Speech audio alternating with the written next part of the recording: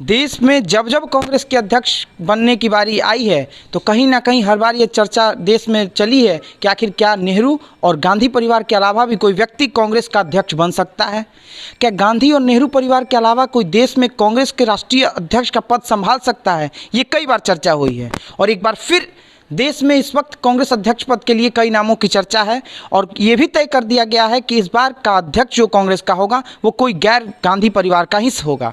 लेकिन क्या इतना आसान है? क्या पिछले इतिहास को भूलकर कोई व्यक्ति क्या गैर गांधी और नेहरू परिवार के अलावा कोई अध्यक्ष बनना स्वीकार करेगा?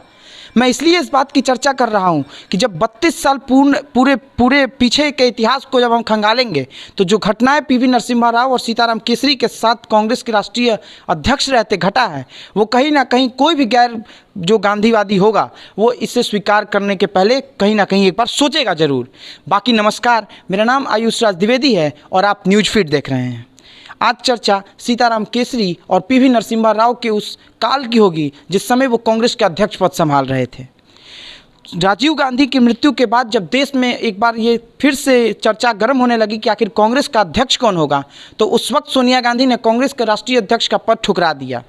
लेकिन फिर चर्चा ये हुई कि किसी कोई ना कोई ऐसा व्यक्ति को कांग्रेस का अध्यक्ष बनाया जाए जो गांधी परिवार का बेहद करीबी हो और गांधी परिवार के मार्गदर्शन पर चलने वाला हो।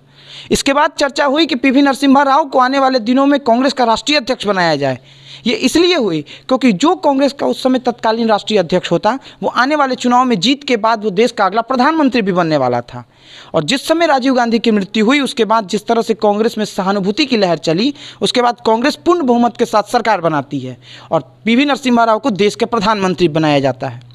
इसके बाद धीरे धीरे पीवी नरसिम्हा राव को ये मालूम हो चला था कि अगर देश में मजबूती के साथ अपनी कद को बनाए रखना है तो गांधी परिवार के विचारों को साथ लेकर चलना होगा। और पीवी नरसिम्हा राव ने लगातार सोनिया गांधी के पद चिन्हों पर चलते हुए आगे बढ़ते गए। लेकिन कांग्रेस का एक घटा दल एक ऐसा भी था जो कहीं ना कहीं पीवी नरसिम्हा राव को प्रधानमंत्री बनाने के पक्ष में नहीं था, जिसका यह नतीजा रहा कि धीरे धीरे सोनिया गांधी के दिमाग में ये बात बैठाई गई कि पीवी नरसिम्हा राव आने वाले दिनों में गांधीवादी विचारों को आगे लेकर नहीं चल रहे हैं। जब 1992 में जब बाबरी मस्जिद का विध्वंस हुआ उसके बाद से कहीं ना कहीं पीवी नरसिम्हा राव पर सवाल खड़े होने लगे और धीरे धीरे कई और सवाल खड़े हुए और बाद में सोनिया गांधी ने एक अमेठी की रैली में ये तक कह दिया कि राजीव गांधी की हत्या की जो जांच चल रही है वो कहीं ना कहीं काफ़ी धीमी गति से चल रही है और सरकार इसमें कहीं ना कहीं कुछ कमी दिखा रही है। इसके बाद फिर से जब 1996 में जब कई तरह के आरोप लगे पीवी नरसिम्हा राव की सरकार पर और पीवी नरसिम्हा राव की सरकार जब 1996 में चुनाव हार जाती है तो पीवी नरसिम्हा राव से उस समय राष्ट्रीय अध्यक्ष का पद छीन लिया जाता है। लेकिन इसके बाद की दूसरी कड़ी जो सबसे महत्वपूर्ण है वो इसके बाद देखने को मिलती है, क्योंकि नरसिम्हा राव से अध्यक्ष पद छीनने के बाद एक ऐसे फिर गैर गांधी परिवार के सदस्य को कांग्रेस का पदभार दे दिया जाता है। उसके बाद उसकी घटना एक ऐसी घटती जो कहीं ना कहीं गांधी परिवार और कांग्रेस के अध्यक्ष पद में एक बार फिर संकट पैदा करने वाला था। उस समय तत्कालीन बिहार के कांग्रेस के बड़े नेता हुआ करते थे सीताराम केसरी को गांधी परिवार का करीबी बताया जाता है और सीताराम केसरी को उस समय कांग्रेस का अध्यक्ष बना दिया जाता है। सीताराम केसरी बिहार से आते थे और पूर्व उत्तर भारत में उनकी एक अच्छी वोट बैंक भी थी और धीरे धीरे कांग्रेस अच्छी मजबूती के साथ आगे बढ़ रही थी। लेकिन उस समय देश की जो चुनावी और राजनीतिक गतिविधि थी वो काफ़ी डमाडोल थी। देश में आने वाले समय में मध्यावधि चुनाव होने वाले थे, लेकिन कांग्रेस के अंदर अब धीरे धीरे एक धारा और खड़ा होने लगा था जो सीताराम केसरी के खिलाफ जाने जा रहा था और सोनिया गांधी को अपने पक्ष में कर रहा था। जब 1998 में देश में चुनाव की घोषणा की गई तो उस वक्त कांग्रेस के अध्यक्ष सीताराम केसरी थे। लेकिन गौर करने वाली बात यह है कि उस समय सोनिया गांधी ने देश में 130 चुनावी जनसभाएं की थी और सीताराम केसरी को चुनावी एक भी जनसभा नहीं करने दिया गया था। नतीजा ये रहा कि कांग्रेस अपनी परंपरागत सीट यानी अमेठी भी हार गई। कांग्रेस के बड़े नेता अर्जुन सिंह और एनडी तिवारी जैसे बड़े नेता चुनाव हार गए।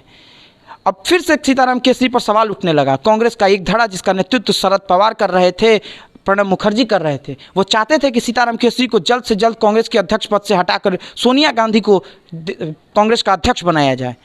तो इस तरह से कई गतिविधि हुई और धीरे धीरे CWC की मीटिंग बुलाकर सीताराम केसरी को 1998 के चुनाव में, जहां उन्हें एक भी रैली नहीं करने दिया गया, वहां पूरा हार का जिम्मेदार सीताराम केसरी पर डाल दिया गया और उन्हें अध्यक्ष पद से हटा दिया गया।